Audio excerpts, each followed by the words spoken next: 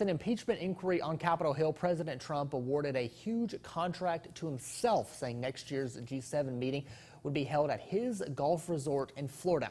Then he reversed that decision last night. Weijia Jiang is at the White House.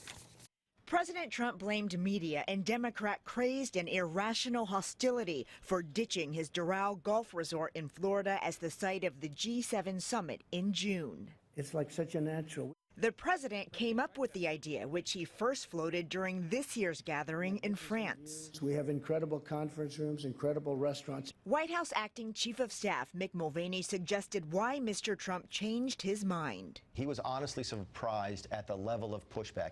At the end of the day, he still considers himself to be in the hospitality business. But at a press briefing on Thursday, Mulvaney said President Trump was prepared to handle criticism. And there's going to be folks who will never get over the fact that it's a Trump property.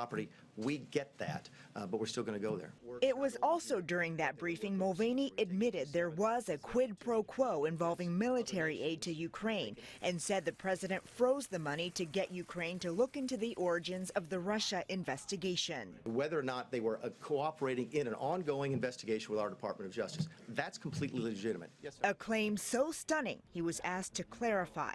But to be clear, what you just described is a quid pro quo. It is funding will not flow unless the investigation into the Democratic server happens as well. We do that all the time with foreign policy. Today, Mulvaney denied saying what he said. You were asked by Jonathan Karl, you described a quid pro quo and you said that happens all the time. And reporters will use their language all the time. So my language never said quid pro quo. Can I see how people took that the wrong way? Absolutely. But I never said there was a quid pro quo, because there isn't. Democrats believe the damage is done and argue they now have even more evidence in their impeachment inquiry. The Speaker of the House would like to get this wrapped up by the end of the year.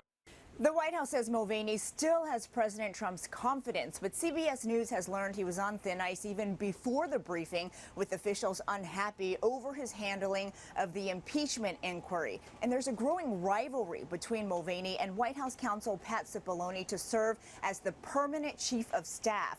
Asked about his acting title back in April, Mulvaney said it doesn't matter because the president can fire anyone at any time. Weijia Jiang, CBS News, the White House.